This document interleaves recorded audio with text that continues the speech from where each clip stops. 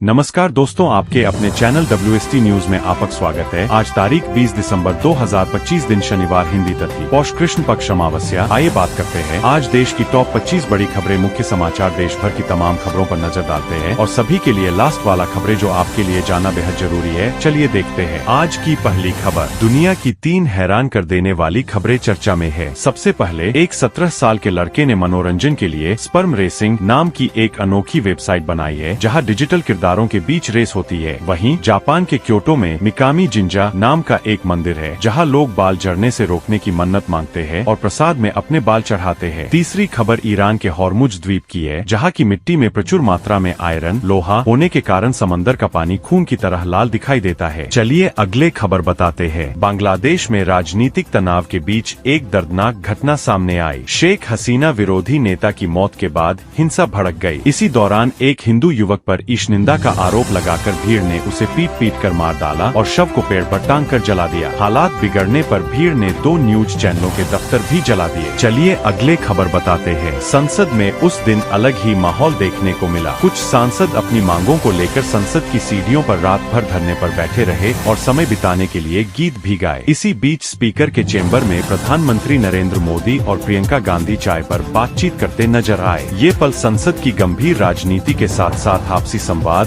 और रोचक माहौल को भी दिखाते। चलिए अगले खबर बताते हैं। संसद में जी राम जी बिल को लेकर भारी विरोध देखने को मिला। इस बिल के खिलाफ टीएमसी सांसदों ने रात भर धरना दिया। विपक्ष का आरोप है कि यह कानून आम और गरीब लोगों के हित में नहीं है। कांग्रेस अध्यक्ष मल्लिकार्जुन खड़गे ने कहा कि वे मां की कसम खाकर कहते हैं, यह बिल गरीबों के लिए नहीं बल्कि कुछ खास लोगों के फायदे के लिए लाया गया है। चलिए अगले खबर बताते हैं। हिजाब विवाद को लेकर एक बयान चर्चा में आ गया है। पूर्व मुख्यमंत्री महबूबा मुफ्ती की बेटी ने बिहार के सीएम नीतीश कुमार के खिलाफ कड़ा बयान दिया।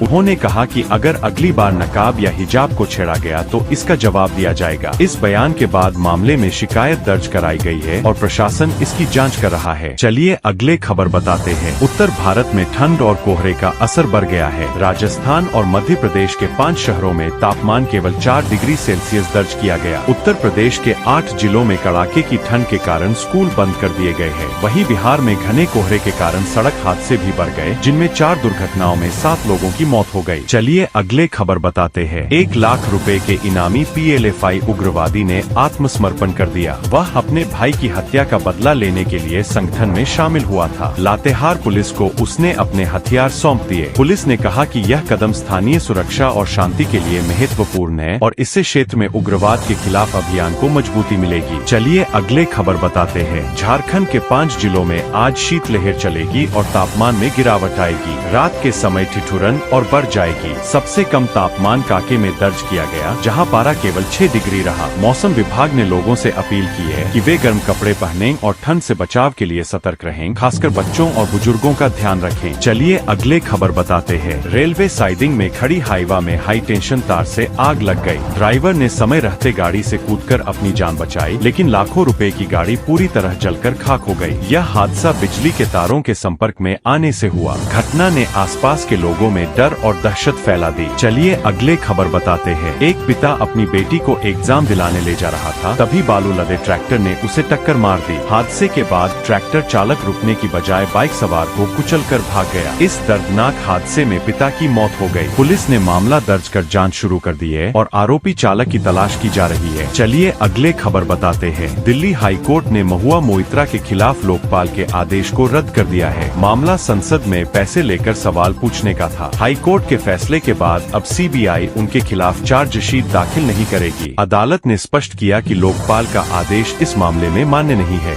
इसलिए आगे कोई कानूनी कार्रवाई नहीं होगी। चलिए अगले खबर बताते हैं। रक्षा मंत्री राजनाथ सिंह ने कहा कि देश की सुरक्षा अब सुदर्शन चक्र जैसी आधुनिक हथियार प्रणाली से और मजबूत होगी। उन्होंने सेना से अपील की कि ऑपरेशन सिंदूर को ध्यान में रखते हुए आने वाली चुनौतियों के लिए हमेशा तैयार रहें। उनका यह बयान देश की रक्षा को मजबूत बनाने और सेना की तत्परता पर भरोसा जताने के लिए दिया गया है। चलिए अगले खबर बताते हैं। हरियाणा विधानसभा में वंदे मातरम की चर्चा के दौरान जोरदार हंगामा हुआ। कांग्रेस और अन्य विधायकों के बीच हाथापाई हो गई। मुख्यमंत्री ने कहा कि इस दौरान नेहरू की कुर्सी डोलती नजर आई। विवाद इतना बढ़ा कि कुछ विधायक वेल में भी चले गए। यह घटना विधानसभा में बढ़ते तनाव और हलचल को साफ दिखाती है। चलिए अगले खबर बताते हैं। रूस के राष्ट्रपति व्लादिमीर पुतिन ने कहा कि यूक्रेन को नाटो में शामिल होने की जिद छोड़ देनी चाहिए, तभी शांति संभव है। उन्होंने यूरोपीय संघ द्वारा रूसी संपत्ति जब्त करने पर भी टिप्पणी की और इसे चोरी नहीं बल्कि डकैती बताया। पुतिन का यह बयान रूस यूरोप संबंधों और यूक्रेन संकट पर उनके दृष्टिकोण को स्पष्ट करता है। चलिए अगले खबर बताते हैं। बांग्लादेश में हिंसा के दौरान एक न्यूज रूम 3 घंटे तक आग में फंसा रहा और कई पत्रकार अंदर बंद हो गए। इस बीच एक बच्ची आग से किताबें बचाती नजर आई। प्रदर्शनकारियों ने प्रधानमंत्री शेख हसीना के ऑफिस को भी आग के हवाले कर दिया। यह घटना देश में बढ़ते राजनीतिक तनाव और हिंसा की गंभीर स्थिति को दिखाती है। चलिए अगले खबर बताते हैं। सोनम पर अपने प्रेमी राजा की पूर्वयोजित हत्या का आरोप है। पुलिस के अनुसार हत्या के समय उसने अपने साथी से कहा, काम खत्म करो। हत्या के बाद सोनम ने बुर्का पहनकर शिलोंग से इंदौर तक सफर किया ताकि अपनी पहचान छुपा सके। इस मामले की चार्जशीट सबसे पहले भास्कर में प्रकाशित हुई थी, जिसमें हत्या की पूरी योजना का विवरण शामिल है। चलिए अगले खबर बताते हैं। भारत ने अपने घर में अब तक 17 T20 सीरीज लगातार नहीं हारी है। साउथ अफ्रीका के पास अब बराबरी का मौका है। दोनों टीमों के बीच 5वां मुकाबला आज खेला जाएगा, जो सीरीज का निर्णायक खेल है। भारत की मजबूत घरेलू रिकॉर्ड और साउथ अफ्रीका की चुनौती इस मैच को रोमांचक बनाने वाली है। दर्शकों की